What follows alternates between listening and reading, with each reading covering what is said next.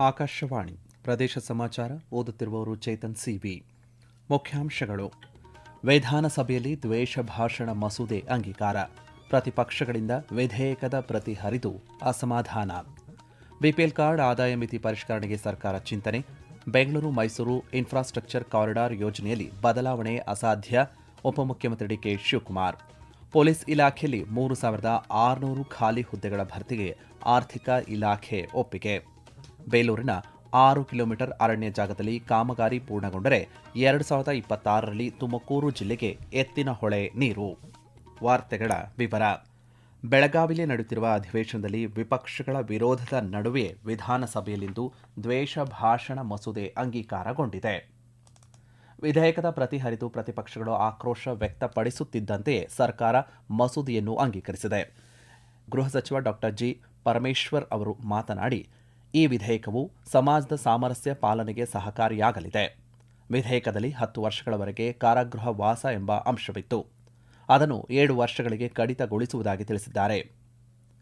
ಸಮಾಜದಲ್ಲಿ ದ್ವೇಷವನ್ನುಂಟು ಮಾಡುವ ದ್ವೇಷ ಭಾಷಣದ ಪ್ರಸರಣೆ, ಪ್ರಕಟಣೆ ಅಥವಾ ಪ್ರಚಾರವನ್ನು ಹಾಗೂ ಅಪರಾಧಗಳನ್ನು ತಡೆಗಟ್ಟಲು ಮತ್ತು ಪ್ರತಿಬಂಧಿಸಲಾಗಿದೆ. ಅಂತಹ ಅಪರಾಧಗಳಿಗೆ ದಂಡನೆಯನ್ನು ವಿಧಿಸಲು ಹಾಗೂ ಹಾನಿಗೊಳಗಾದ ಸಂತ್ರಸ್ತರಿಗೆ ಪರಿಹಾರವನ್ನು ಒದಗಿಸಲು ಈ ಶಾಸನ ಅವಶ್ಯಕವೆಂದು ಪರಿಗಣಿಸಿ ಈ ವಿಧೇಯಕವನ್ನು ತರಲಾಗಿದೆ. ವಿಧೇಯಕವನ್ನು ಪರ್ಯಾಲೋಚಿಸಿ ಅನುಮೋದನೆ ನೀಡುವಂತೆ ಗೃಹ ಸಚಿವರು ಕೋರಿದ್ದಾರೆ. ಈ ವೇಳೆ ಗದ್ದಲದ ನಡುವೆ ಧ್ವನಿಮತದ ಅಂಗೀಕಾರ ದೊರೆತಿದೆ ಎಂದು ಸಭಾಧ್ಯಕ್ಷರು ಘೋಷಿಸಿದರು. ಬಿಪಿಎಲ್ ಕಾರ್ಡ್ ಆದಾಯ ಮಿತಿ ಪರಿಷ್ಕರಣೆಗೆ ಸರ್ಕಾರ ಚಿಂತನೆ ನಡೆಸಿದೆ ಎಂದು ಆಹಾರ, ನಾಗರಿಕ ಸರಬರಾಜು ಮತ್ತು ಗ್ರಾಹಕ ವ್ಯವಹಾರಗಳ ಸಚಿವ ಕೆಎಚ್ ಮುನಿಯಪ್ಪ ತಿಳಿಸಿದ್ದಾರೆ. ವಿಧಾನಸಭೆಯ ಪ್ರಶ್ನೋತ್ತರ ಕಲಾಪದಲ್ಲಿಂದು ಬಂಟ್ವಾಳ ಶಾಸಕ ರಾಜೇಶ್ ನಾಯಕ್ ಹಾಗೂ ಶ್ರವಣ ಬೆಳಗೊಳ ಶಾಸಕ ಬಾಲಕೃಷ್ಣ ಸಿಎನ್ ಅವರ ಚುಕ್ಕೆ ಗುರುತಿನ ಪ್ರಶ್ನೆಗೆ ಉತ್ತರಿಸಿ ಮಾತನಾಡಿದ ಅವರು, ಕೇಂದ್ರ ಸರ್ಕಾರ ಬಿಪಿಎಲ್ ಕಾರ್ಡ್ದಾರರ ಆದಾಯ ಮಿತಿಯನ್ನು 1,20,000 ರೂಪಾಯಿಗೆ ಮಿತಿಗೊಳಿಸಿದೆ. ಆದರೆ ಕೂಲಿ ಕೆಲಸಗಾರರಿಗೂ ಪ್ರತಿದಿನ 500 ರೂಪಾಯಿ ಕೂಲಿ ದೊರೆಯುತ್ತದೆ. ಇದರ ಆಧಾರದಲ್ಲಿ ಕೂಲಿ ಮಾಡುವವರ ಆದಾಯವು ವರ್ಷಕ್ಕೆ 1,80,000 ರೂಪಾಯಿಗೂ ಅಧಿಕವಾಗುತ್ತಿದೆ. ಈ ಹಿನ್ನೆಲೆಯಲ್ಲಿ ಪರಿಷ್ಕರಿಸಲು ಚಿಂತನೆ ನಡೆದಿದೆ ಎಂದು ಹೇಳಿದ್ದಾರೆ. ತಾತ್ಕಾಲಿಕವಾಗಿ ಯಾವುದೇ ಬಿಪಿಎಲ್ ಕಾರ್ಡ್ಗಳನ್ನು ರದ್ದು ಮಾಡದಂತೆ ಅಧಿಕಾರಿಗಳಿಗೆ ಸೂಚನೆ ನೀಡಿರುವುದಾಗಿ ಸಚಿವರು ಸ್ಪಷ್ಟಪಡಿಸಿದ್ದಾರೆ. ಸದ್ಯ ವೈದ್ಯಕೀಯ ಆಧಾರದಲ್ಲಿ ಮಾತ್ರ ಬಿಪಿಎಲ್ ಕಾರ್ಡ್ ಪಡೆಯಲು ಅವಕಾಶ ಕಲ್ಪಿಸಲಾಗಿದೆ ಎಂದು ತಿಳಿಸಿದ್ದಾರೆ. ವಿಧಾನಸಭೆಯಲ್ಲಿಂದು ಸಚಿವ ಎಚ್.ಸಿ. ಮಹದೇವಪ್ಪ ಪರಿಶಿಷ್ಟ ಜಾತಿಗಳಲ್ಲಿನ ಒಳ ಮೀಸಲಾತಿ ತಿದ್ದುಪಡಿ ವಿಧೇಯಕವನ್ನು ಪರ್ಯಾಲೋಚನೆಗೆ ಮಂಡಿಸಿದರು. ಸುಪ್ರೀಂಕೋರ್ಟ್ ಆದೇಶದ ಬಳಿಕ ರಾಜ್ಯದಲ್ಲಿ ಏಕಸದಸ್ಯ ಆಯೋಗ ರಚನೆ ಮಾಡಿ ಅದರ ಶಿಫಾರಸಿನ ಅನುಸಾರ ಪರಿಶಿಷ್ಟ ಜಾತಿಗಳಲ್ಲಿನ ಒಳ ಮೀಸಲಾತಿಯನ್ನು ವರ್ಗೀಕರಣ ಮಾಡಲಾಗಿದೆ.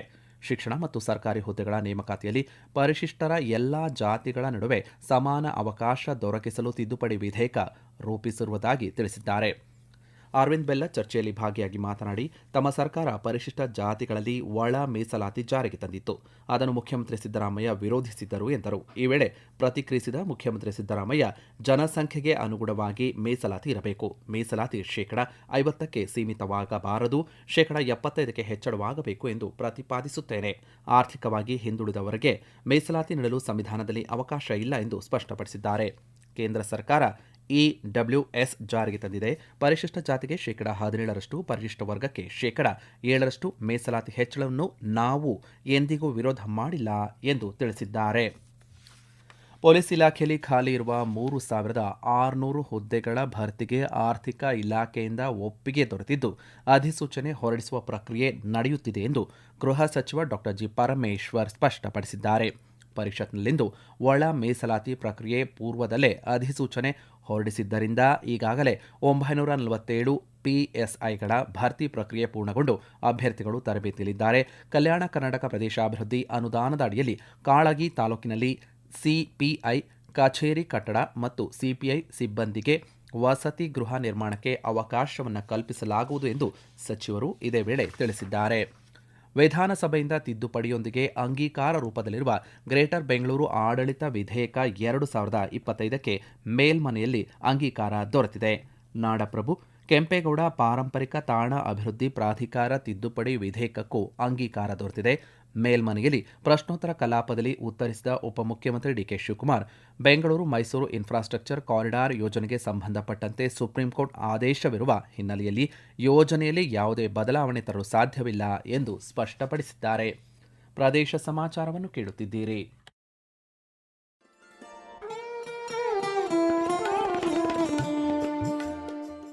ಆಕಾಶವಾಣಿ ಸುದ್ದಿ ವಿಭಾಗದಿಂದ ಪ್ರದೇಶ ಸಮಾಚಾರವನ್ನು ಪ್ರತಿದಿನ ಬೆಳಿಗ್ಗೆ 7:05, ಮಧ್ಯಾಹ್ನ 12 ಮತ್ತು 2:30 ಹಾಗೂ ಸಂಜೆ 6:40ಕ್ಕೆ.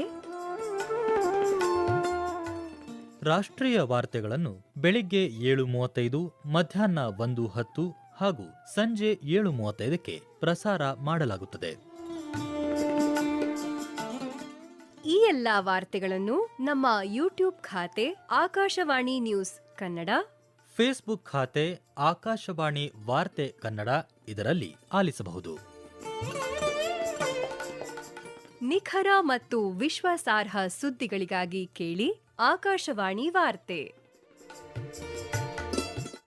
ಎತ್ತಿನಹೊಳೆ ಯೋಜನೆಯ ಸುಮಾರು 252 ಕಿಲೋಮೀಟರ್ ನಾಲಾ ಕಾಮಗಾರಿಯಲ್ಲಿ 235 ಕಿಲೋಮೀಟರ್ ಕಾಮಗಾರಿ ಪೂರ್ಣಗೊಂಡಿದೆ ಎಂದು ವಿಶ್ವೇಶ್ವರಯ್ಯ ಜಲ ನಿಗಮದ ಎತ್ತಿನಹೊಳೆ ಯೋಜನೆಯ ಮುಖ್ಯ ಇಂಜಿನಿಯರ್ ಆನಂದ್ ತಿಳಿಸಿದ್ದಾರೆ. ಹಾಸನ ಜಿಲ್ಲೆ ಬೇಲೂರು ತಾಲೂಕಿನ 6 ಕಿಲೋಮೀಟರ್ ಅರಣ್ಯ ಜಾಗದಲ್ಲಿ ನಾಲಾ ಕಾಮಗಾರಿ ಪೂರ್ಣಗೊಂಡರೆ 2026ರ ಜೂನ್ ವೇಳೆಗೆ ತುಮಕೂರು ಜಿಲ್ಲೆಗೆ ಎತ್ತಿನಹೊಳೆ ನೀರು ಹರಿಯಲಿದೆ ಎಂದು ಹೇಳಿದ್ದಾರೆ. ಎತ್ತಿನಹೊಳೆಗೆ ಯೋಜನೆಯಿಂದ ಒಟ್ಟು 24.78 ಟಿಎಂಸಿ ನೀರು ಹಾಸನ, ಚಿತ್ರದುರ್ಗ, ತುಮಕೂರು, ರಾಮನಗರ, ಕೋಲಾರ, ಚಿಕ್ಕಬಳ್ಳಾಪುರ, ಬೆಂಗಳೂರು ಗ್ರಾಮಾಂತರ ಜಿಲ್ಲೆಗಳಿಗೆ ನಿಗದಿಪಡಿಸಿದಂತೆ ಹರಿಸಲು ಎಲ್ಲಾ ರೀತಿಯ ಯೋಜನೆಗಳನ್ನು ಮಾಡಿಕೊಳ್ಳಲಾಗಿದೆ. ಈಗಾಗಲೇ 6/9/2024ರಲ್ಲಿ ಒಂದು ಹಂತದಲ್ಲಿ ನೀರನ್ನು ಲಿಫ್ಟ್ ಮಾಡಿ ವಾಣಿ ವಿಲಾಸ ಡ್ಯಾಂ ತುಂಬಿಸಲಾಗಿದೆ.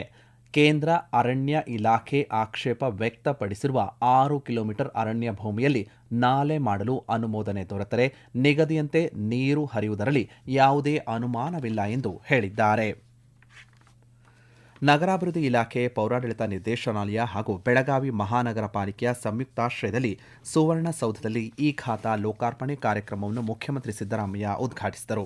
ಇದೇ ವೇಳೆ ಪೌರ ಕಾರ್ಮಿಕರಿಗೆ ನೇಮಕಾತಿ ಆದೇಶ ಮತ್ತು ಮನೆಯ ಹಕ್ಕುಪತ್ರಗಳ ವಿತರಣೆಯ ಕಾರ್ಯಕ್ರಮಕ್ಕೂ ಚಾಲನೆ ನೀಡಿದರು. ಕಾರ್ಯಕ್ರಮದಲ್ಲಿ ಸಭಾಧ್ಯಕ್ಷರಾದಂತಹ ಬಸವರಾಜ ಹೊರಟ್ಟಿ, ಸಚಿವರಾದ ಭೈರತಿ ಸುರೇಶ್, ರಹೀಂ ಖಾನ್, ಎಂಸಿ ಸುಧಾಕರ್, ಕಾನೂನು ಸಲಹೆಗಾರರಾದಂತಹ ಪೊನ್ನಣ್ಣ, ವಿಧಾನ ಪರಿಷತ್ ಮುಖ್ಯ ಸಚೇತಕರಾದ ಸಲೀಂ ಅಹಮದ್, ವಿಧಾನ ಪರಿಷತ್ ಸದಸ್ಯ ಐವಾನ್ ಡಿಸೋಜಾ, ಶಾಸಕರಾದ ಶ್ರೀನಿವಾಸ್ ಸೇರಿದಂತೆ ಹಲವು ಗಣ್ಯರು ಉಪಸ್ಥಿತರಿದ್ದರು. ರಾಷ್ಟ್ರೀಯ ಪಿಂಚಣಿ ವ್ಯವಸ್ಥೆ ಶಿಸ್ತುಬದ್ಧ ನಿವೃತ್ತಿ ಉಳಿತಾಯ, ವೈವಿಧ್ಯಮಯ ಹೂಡಿಕೆ ಮತ್ತು ಆರ್ಥಿಕ ಸ್ಥಿತಿಸ್ಥಾಪಕತ್ವವನ್ನು ಉತ್ತೇಜಿಸುವ ಮೂಲಕ ಆರ್ಥಿಕ ಭದ್ರತೆಯನ್ನು ಬಲಪಡಿಸುವ ಗುರಿಯನ್ನು ಹೊಂದಿದೆ ಎಂದು ಪಿಂಚಣಿ ನಿಧಿ ನಿಯಂತ್ರಣ ಮತ್ತು ಅಭಿವೃದ್ಧಿ ಪ್ರಾಧಿಕಾರ ಅಧ್ಯಕ್ಷ ಶಿವ ಸುಬ್ರಮಣಿಯನ್ ರಾಮನ್ ಅಭಿಪ್ರಾಯಪಟ್ಟಿದ್ದಾರೆ. ಬೆಂಗಳೂರಿನಲ್ಲಿ ರಾಷ್ಟ್ರೀಯ ಪಿಂಚಣಿ ವ್ಯವಸ್ಥೆಯ ಕುರಿತಂತೆ ಸುದ್ದಿಗಾರರೊಂದಿಗೆ ಮಾತನಾಡಿದ ಅವರು, ಸಾರ್ವಜನಿಕ ಹಿತಾಸಕ್ತಿಯ ದೃಷ್ಟಿಯಿಂದ ನೂತನ ಪಿಂಚಣಿ ಯೋಜನೆಯ ಬಗ್ಗೆ ಜಾಗೃತಿ ಮೂಡಿಸುವ ಅಗತ್ಯವಿದೆ ಎಂದು ತಿಳಿಸಿದ್ದಾರೆ. ಪರಿಷ್ಕೃತ ನಿಯಮಗಳು ನೂತನ ಪಿಂಚಣಿ ಯೋಜನೆಯ ಬಗ್ಗೆ ಸಮಗ್ರ ಚಂದಾದಾರ ಸ್ನೇಹಿ ಮತ್ತು ನಾಗರಿಕರ ವಿಕಸನಗೊಳ್ಳುತ್ತಿರುವ ನಿವೃತ್ತಿ ಅಗತ್ಯಗಳಿಗೆ ಅನುಗುಣವಾಗಿ ಮಾಡುವಂತಹ ಗುರಿಯನ್ನು ಹೊಂದಲಾಗಿದೆ ಎಂದು ಹೇಳಿದ್ದಾರೆ.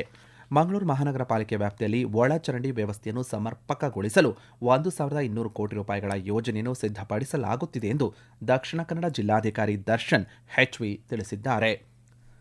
ಮಂಗಳೂರು ಮಹಾನಗರ ಪಾಲಿಕೆ ಸಭಾಂಗಣದಲ್ಲಿಂದು ನಡೆದ ಫೋನ್ ಇನ್ ಕಾರ್ಯಕ್ರಮದಲ್ಲಿ ಮಾತನಾಡಿದ ಅವರು, ಹೊಸ ಯೋಜನೆಯಲ್ಲಿ ಮನೆ, ಅಪಾರ್ಟ್ಮೆಂಟ್ಗಳ ಕೊಳಚೆ ನೀರನ್ನು ಸಮರ್ಪಕವಾಗಿ ವಿಲೇವಾರಿಗೊಳಿಸಲು ಆದ್ಯತೆಯನ್ನು ನೀಡಲಾಗಿದೆ ಎಂದು ಹೇಳಿದ್ದಾರೆ.